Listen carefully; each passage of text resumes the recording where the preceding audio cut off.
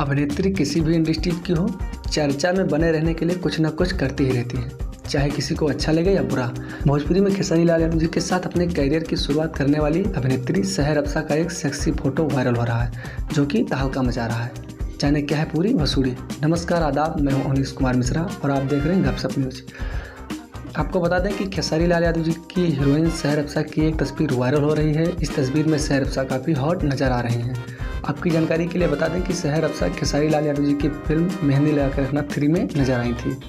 इस फिल्म में सहर अब्सा को दर्शकों ने खूब पसंद किया और काफ़ी अच्छा काम भी किया इन्होंने इस फिल्म में।